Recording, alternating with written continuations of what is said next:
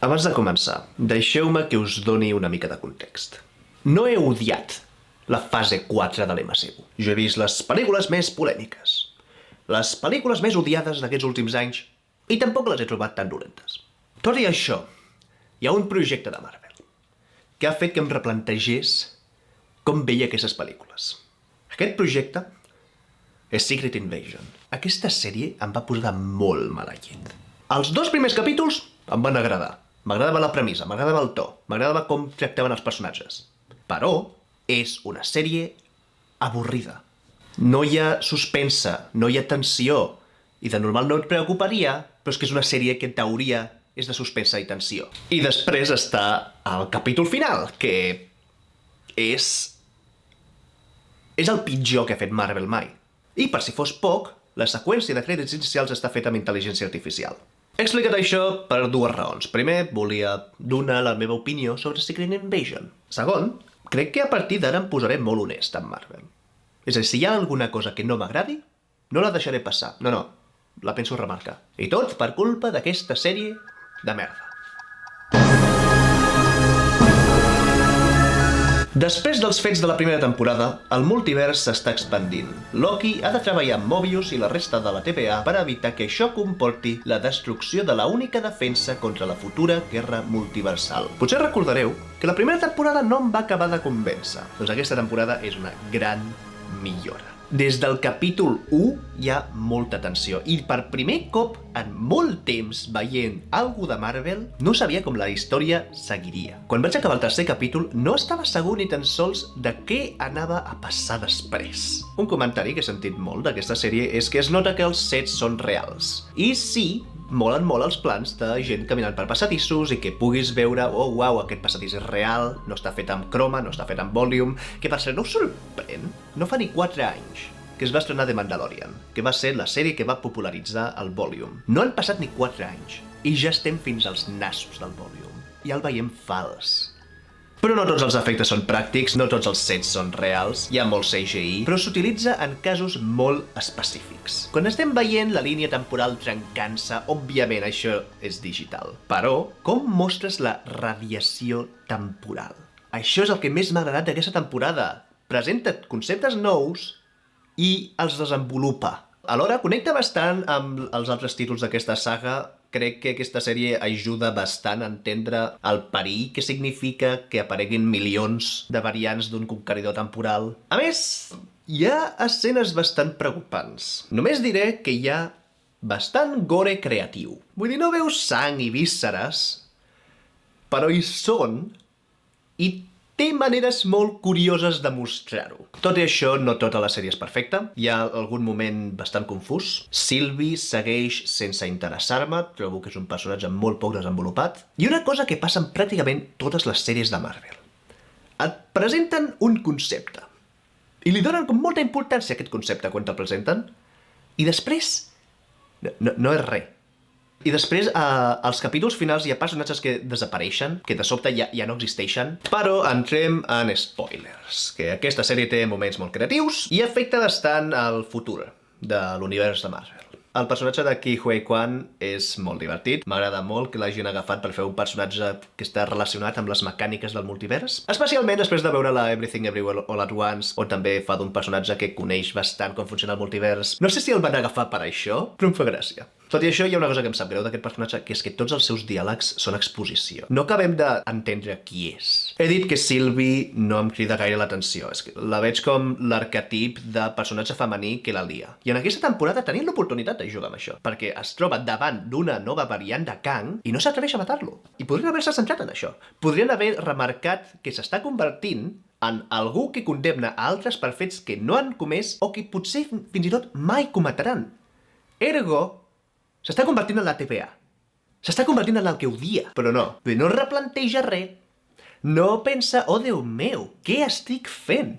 No, simplement, no l'he pogut matar, m'ha fet pena. Vinga, vaig ajudar-vos ara. Parlant de Victor Timely, m'encanta. M'encanta aquesta variant. La manera en què Jonathan Majors pot diferenciar totes les seves variants amb petits detalls, ho trobo increïble. Jonathan Majors realment és l'actor gairebé perfecte per fer de Kang. He dit gairebé perfecte perquè sembla que a la vida real no és gaire bona persona. Passem al capítol final. Torna a no ser una lluita absurda contra algú que apareix del no-res. Gràcies. En canvi, el capítol final consisteix en Loki viatjant en el temps com un boig intentant evitar l'inevitable. I finalment Loki aconsegueix el que sempre ha volgut des del moment que el vam conèixer, un tro. Aquesta seqüència és una mica estranya i no estic segur d'haver entès tot, però bàsicament la idea és que Loki és el nou He Who Remains. És algú que està assegut al final del temps, controlant el temps, però que permet que hi hagi múltiples línies temporals. I no tinc ni idea d'on tornarem a veure Loki. De fet, no sé ni tan sols si el tornarem a veure. I no em sembla malament no tornar-lo a veure. Em sembla un final molt sòlid, aquest. I veiem a Owen Wilson en una moto d'aigua. Què més voleu? La nova líder Kree ha causat una fallada en el sistema de teletransportació espacial, el que ha fet que els poders de Capitana Marvel, Miss Marvel i Mònica Rambeau es connectin. Cada cop que els utilitzen alhora, s'intercanvien de lloc. Les tres superheroïnes hauran de treballar juntes per solucionar aquest problema. Twitter està encantat amb aquesta pel·lícula. No, clar que no, està encantat. Clar que l'odien. Són Brie Larson, què haurien de fer? Tot i això, m'ha sorprès veure que la premsa especialitzada també està odiant bastant aquesta pel·lícula. No els està semblant gens bona. I jo, sent una de les 3 persones al planeta Terra que tenia ganes de veure aquesta pel·lícula, foteu-vos haters, yeah! Tenia curiositat per veure exactament per què. I ara l'he vista, ja l'he païda, ja he reflexionat sobre la pel·lícula i puc dir, amb tota la serietat del món, foteu-vos haters! Aquesta pel·li és bona! No és perfecta, té problemes, té molts problemes, i parlaré d'aquests problemes. Però no vaig poder evitar somriure durant tota la pel·li. Em va semblar molt divertida. La dinàmica entre les 3 protagonistes funciona molt bé. Les escenes de les 3 intentant posar-se d'acord per poder controlar aquests intercanvis de lloc són les millors de tota la pel·lícula. Però seria un error parlar de les 3 protagonistes i no destacar Iman Vellani. Es nota que aquesta dona s'ho estava passant molt bé fent aquesta pel·lícula i clava a la perfecció l'actitud d'una fan coneixent els seus ídols. Perquè Iman Vellani és literalment una fan coneixent els seus ídols. Les escenes d'acció em van sorprendre positivament. No crec que sigui la millor acció de l'MCU, he sentit gent dient això, però crec que les lluites de cos a cos tenen molt bona coreografia i les dinàmiques de les escenes d'acció són molt bones. Que, per cert, em sorprèn que hi hagi lluites cos a cos, perquè les 3 poden lluitar a distància, les 3 es poden disparar amb alguna cosa. Però, com que no poden acabar d'utilitzar els seus poders al 100%, han de buscar altres recursos. I aquesta és una manera molt original de seguir la tradició de, a la seqüela, el superheroi ha de prendre els seus poders. Tot i això, el que més m'ha agradat és el llenguatge visual que utilitza la pel·lícula. Els millors capítols de Miss Marvel, o, en altres paraules, els capítols bons de Miss Marvel, són molt estilitzats. Utilitzen colors molt vius i jocs de càmera, escenes d'animació, i no m'esperava que The Marvels seguís amb aquesta tradició. I si sou fans de l'MCU i considereu que les històries entre les fases 4 i 5 els hi ha faltat connexió, els ha faltat veure exactament cap a on estem anant, aquesta pel·lícula us pot ajudar a entendre cap a on està anant la cosa. L'última escena connecta alguns títols recents i l'escena de meitat de crèdits deixa molt clares les intencions de Marvel. Ara, els problemes. La història i l'antagonista són molt bàsiques. I no necessitava que l'antagonista fos res d'únic, perquè la pel·lícula vol ser un entreteniment divertit i ràpid. El problema principal està en la història. La història va molt ràpid. The Marvels és la pel·lícula més curta de l'MCU, no arriba a les 2 hores. I potser hauria d'haver arribat a les 2 hores. Perquè hi ha molts problemes que es solucionen molt ràpid, moments en què els personatges en teoria haurien de sentir-se malament i no acabes de sentir això perquè hem de passar a la següent escena. I no sé, hauria agraït que haguessin agafat un personatge molt criticat perquè no és gaire interessant com és la Capitana Marvel i que haguessin desenvolupat una mica els seus problemes, crec que això hauria ajudat, però alhora cal dir que si no t'agrada la pel·lícula, almenys és curta. Un altre problema és el final. Ja he dit, la pel·lícula va molt ràpid, però al final hi ha un parell de decisions que són molt abruptes. I per parlar-ne bé he de parlar de spoilers.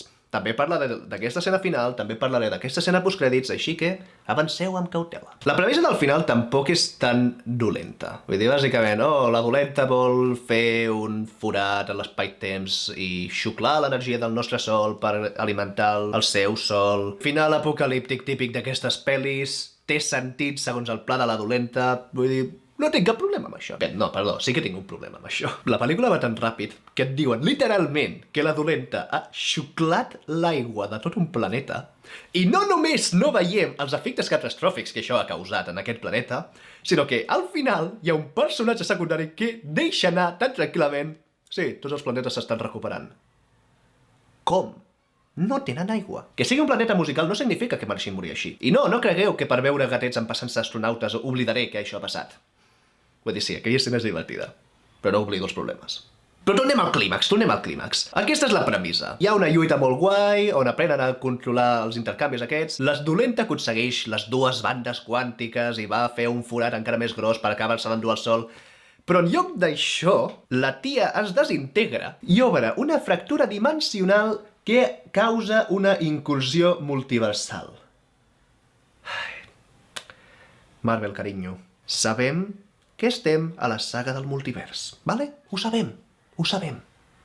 No cal que ens ho recordis a cada pel·lícula. Així que, enmig del clímax, ens hem quedat sense antagonista i el conflicte ha canviat completament. I la Mònica s'ha de sacrificar per tancar aquesta fractura i es nota molt que això ha estat una imposició de Marvel, que cap dels guionistes volia fer-ho. Sé que no és culpa vostra. També es nota que van regravar el final. Es nota que aquest no era el final original, perquè durant el clímax Kamala aconsegueix les dues bandes quàntiques. I li donen molta importància que ara té les dues bandes quàntiques. Et diuen literalment que era el seu destí aconseguir les dues bandes quàntiques. I a l'epíleg només en té una. Però a la Kamala li ha agradat molt això de formar part d'un equip, el que ens porta a la última escena, on Kate Bishop es troba un adolescent que s'ha colat a casa seva, té informació personal, li diu «Ei, vols formar un equip?» i en lloc de trucar a la policia, Kate Bishop li diu «You son of a bitch, I'm in». Doncs sí, aquesta és la raó per la que portem tant temps on se'ns estan presentant personatges més joves que poden acabar substituint els superherois protagonistes. Marvel vol fer un equip substitut als Venjadors amb actors que siguin més barats i que no estiguin farts de fer d'aquests personatges. Esmenten la filla d'Ant-Man, així que de moment són aquestes tres, i suposo que també s'uniran els fills de la Wanda, que en teoria han d'aparèixer a la sèrie d'Agatha Harkness. Això és un rumor, no està confirmat. America Chavez suposo que també sortirà, i Riri Williams potser també. De moment no tinc cap opinió sobre això. Esperaré que anunciïn la pel·lícula, a saber exactament quins són els pertanyents d'aquest grup i expliquin una mica de què anirà la pel·lícula i quin és l'antagonista i coses així. No sé, ja veurem. Però tot això no importa, els joves venjadors, perquè 2 minuts després arriba l'escena postcrèdits. I oh, Déu meu, la sala de cine on estava jo va explotar en aquell moment. Tothom estava sorprès. Hi ha gent darrere meu que va fer un oh, Déu meu, I jo m'estava cagant en els gilipolles que ho van penjar a internet. Tios, portem 16 anys de pel·lícules de Marvel.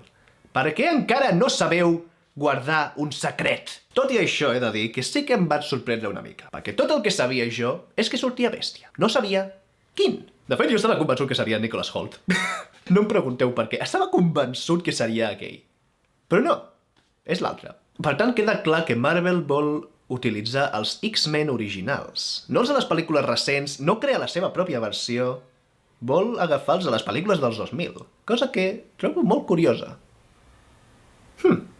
Però bé, ja tenim els X-Men! En resum, no crec que l'MCU hagi mort. Trobo que el discurs de que l'MCU ha mort és absurd. Però sí que sé que si segueixen a aquest ritme de producció, les pel·lícules i sèries que surtin no seran gaire bones. Però amb els recents endarreriments d'estrenes, amb els recents moviments rere les càmeres, com a mínim podem suposar que estan intentant fer canvis cap a millor. Una de les pròximes sèries, Echo, ho demostra. Primer de tot, té sang i violència, cosa que és curiosa de trobar en una sèrie original de Disney+. I per altra banda, iniciarà una nova secció de l'univers de Marvel que no estarà tan connectat a la resta de la història. Potser faré un vídeo sobre Echo, no ho sé, tot depèn de què opini quan la vegi. El que sí que és més segur és que faré un vídeo de la pròxima pel·lícula de l'MCU, la única pel·lícula de l'MCU a estrenar-se en tot 2024, per cert, que és Deadpool 3. La vull veure per a aquesta foto filtrada. Sí, és un spoiler, així que no us l'ensenyaré, no sóc mala persona.